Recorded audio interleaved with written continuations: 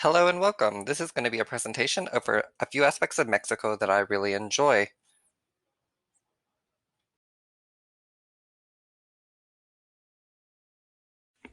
Upon arrival into Mexico, you will pass immigration. This is where they will ask you what reasons you are in Mexico for. They will ask you for your documents. You will need, in order to go from the United States to Mexico, you only need a passport to get 180 days worth of tourism. If you want to stay longer, you may do so by pursuing a process with the Mexican consulate in the United States first, and that will be for temporary residency. This requires you to prove economic solvency, or in some way you have a family member who lives in Mexico. You can be part Mexican or something of the nature.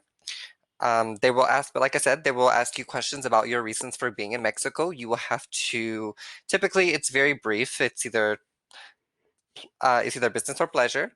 And then from there, they'll ask you, if you have no business reasons to be there, they'll ask you, do you have your hotels and everything worked out? They're going to want, a lot of times they will exercise their right to ask you for proof. So make sure that you have a round trip ticket that you can prove and make sure that you have hotel arrangements that you can prove.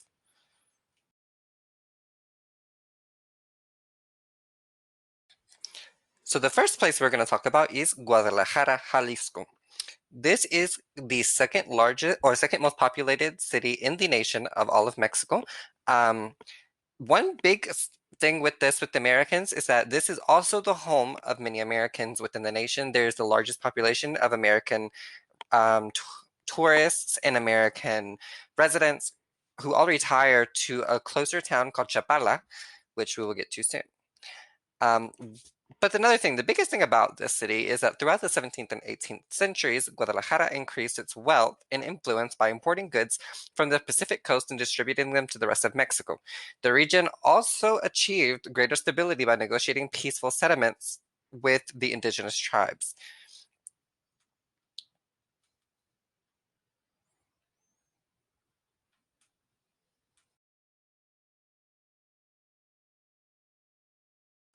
So now let's look at a few pictures of the Tianges de Tonola. This is essentially a Mayan market. It is considered one of the biggest markets in all of Mexico of its kind. You can find about any type of good here. Either you can find everything made of pottery, you can find household goods, you can find exotic animals, believe it or not. You can find food. You can find everything in this market. The majority of it is all artisan. So a lot of it is handmade. And that's also another one of the biggest selling points of this market. People come from all over Mexico and also internationally to come here. Typically, it is on Saturdays and Sundays where the market's open, and it's typically open all day.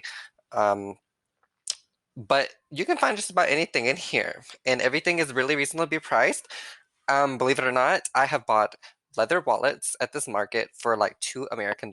So, and everything is really great quality.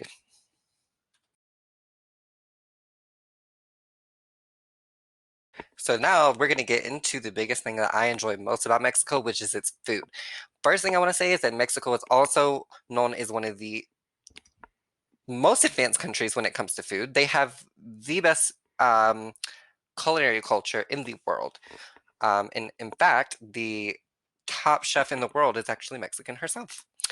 So the first thing you see in this picture these are tacos de barbacoa, or also known as tacos dorados. So these are essentially, you take, basically what they do is they take one corn tortilla, they put it in this liquid. It's basically pepper and oil, and then they put it on the grill to fry. Later, they're going to put some kind of meat inside of it. Typically, it's barbacoa, but you can put other things in it too, all different kinds. And then they just fry them. They make them, and they what is known as dorar.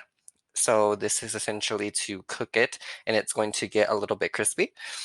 And then on top of it, they have what is known as col, and you can put that on it, and that is essentially a type of cabbage, and it's pickled.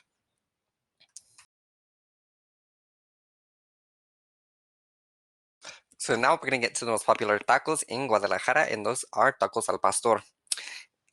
This is basically a type of pork that they layer in sheets known as sábanas. And in between each one, they have, depending on who makes it, but typically it's chorizo, and then it also has pineapple. And then the pineapple is also grilled with the actual food. So This is really good. It's probably one of the most popular and top selling things in the city. And as you can see, they basically cook it directly over a flame.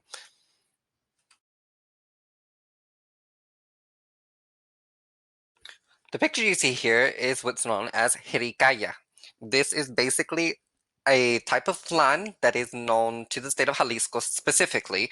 Um, this is essentially the difference between a flan and jericaya is the first thing that you'll notice is that it's a lot more cooked.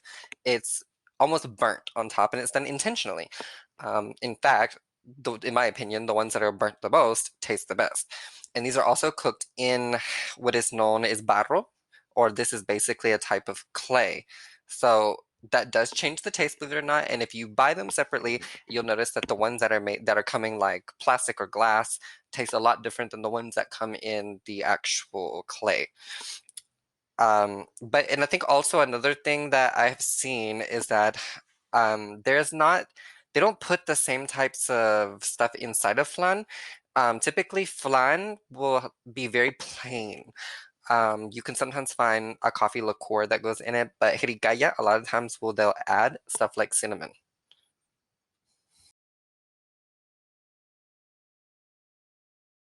So another thing known to the state of Jalisco are the tortas ahogadas. And essentially, this is basically a torta, which is basically a bolillo or a type of, it's a firm bread that they put some kind of meat inside. Typically, it's going to be pork, but you can get them mixed with different meats as well. And then they'll also put um, jalapeno, cilantro, and onion. Afterwards, they put ramanos, which are basically radishes, and then they will put this tomato sauce on top of it to basically soak into the bread. These are really good. You can also get tacos salgadas, which are or tacos dorados that can go with it, which are done very similarly.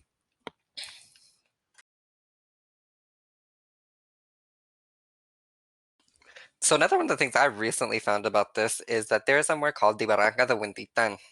This is essentially a canyon outside of the city of Jalisco on the outskirts. You can walk down it from the top. It starts where there's a little market, and you walk all the way down. And as you go down, it gets steeper and steeper and steeper. It is very, very hard on your body. So you have to make sure that you are prepared to do this and do this very early. It takes hours. I There's about 40, 50 laps. As you're walking down, the rocks do move, so you got to have good shoes for this. Um, I went down at 12 noon, and I think I got back to the top at about 9 p.m. That is about how difficult it is. But at the bottom, as you can see, there are a lot of rocks like this. There's also waterfalls. There are great sceneries that you can see, and it's definitely worth it. Most people go to exercise, but there's a lot of tourists as well.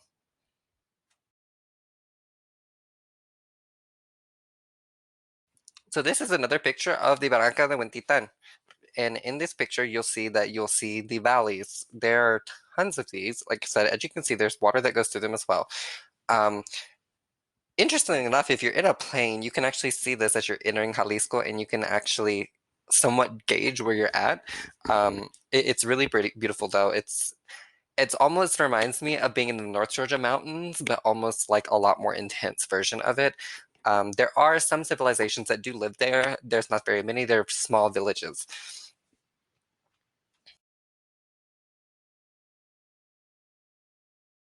So now we're going into the nightlife, which is basically I put what's known as Zona Chapultepec because that is essentially Guadalajara's nightlife. That is one of the most popular places for tourists as well. Along the street, you'll have it's about 4 miles, 5 miles long, and I could be exaggerating, but it does feel like that. Um, there are all types of restaurants of everything you can want. One of the biggest things that sell in this area are wings and burgers.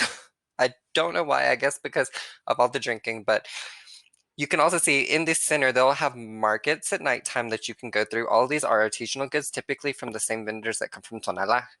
But you can find some people from outside of the state that also come to sell stuff during those times. Um, the fountain that you see will also be in the middle of every single section divided as you pass the road. So they're like little sections, and there's like a road that goes in between them, each one of them. And there is a fountain on each one. At nighttime, you'll see that the trees, like you can see in this picture, will typically be lit up. So will the fountains. And they change color depending on the times of the night and stuff. There'll also be live performances of music in the daytime. And there's just all sorts of really fun stuff to do. There's a bunch of bars, a bunch of clubs, everything that you could think of would be on this main street, which is why if you get a hotel on this street, it's extremely expensive simply because you only have to walk maybe a few steps outside of your hotel and there you are.